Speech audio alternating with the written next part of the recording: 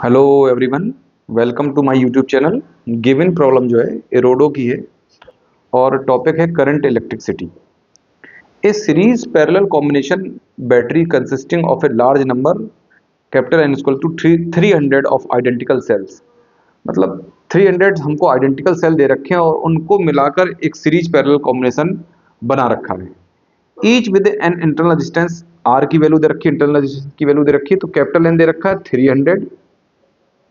Internal resistance हर एक cell की कितनी दे रखी, 0.3 ओम, और identical cell is loaded with an external resistance. External resistance की वैल्यू दे रखी है 10 ohm. Find the number N of parallel groups consisting of an equal number of cells connected in series. तो हमसे पूछा गया कि कितनी पैरेलल रोज कनेक्टेड की जाएंगी जिनमें सीरीज में जो है इक्वल नंबर ऑफ सेल्स लगे हों। Eight which the external resistance generate the highest thermal. कब? जब जो हमारा एक्सटर्नल रेजिस्टेंस जो कनेक्टेड होगा वो कितना जब पावर जनरेट करे, हाईएस्ट थर्मल पावर जनरेट करे। तो पहले हम लोग इसके लिए एक सर्किट डायग्राम बना लेते हैं। तो हम मान लेते हैं कि जो आइडेंटिकल सेल है उसका ईएमएफ कितना है, ई है। तो ई बना लिया हमने आइडेंटिटी, है ना। और इंटरनल रेजिस्टेंस बना लेते हैं हर एक सेल का, ये आर है। नेक्स्ट सेल सेम होगी ई, फिर इंटरनल रेजिस्टेंस होगा आर। ऐसे करके हमारी कितनी जो सेल हैं हमने मान ली एम सेल कनेक्टेड हैं। कितनी सेल कनेक्टेड है सीरीज में? M cell.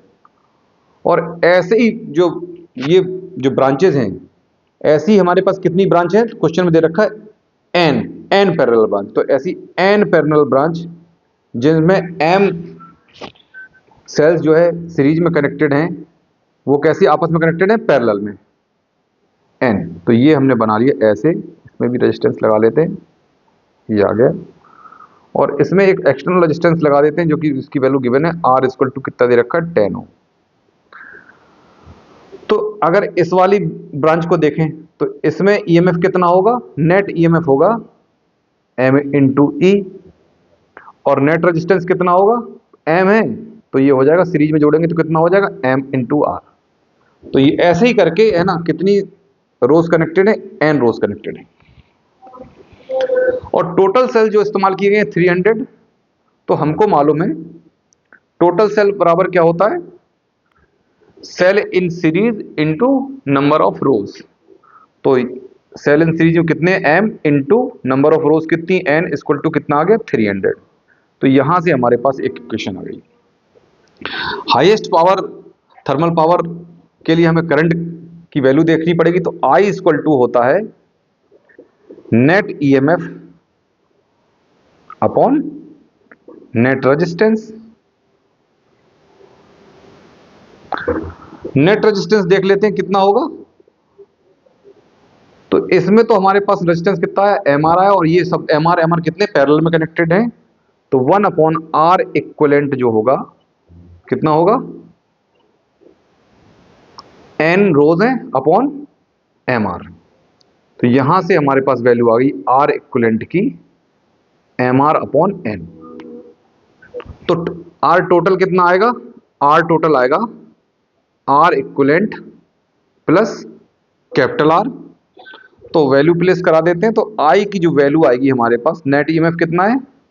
एम ई, क्योंकि सीरीज का एम ई है, पैरेलल में कांस्टेंट रहता है हमारा पोटेंशियल डिफरेंस, तो ये ईएमएफ सेम रहेगा। नेट रेजिस्टेंस आ गया आर इक्विवेलेंट प्लस आर।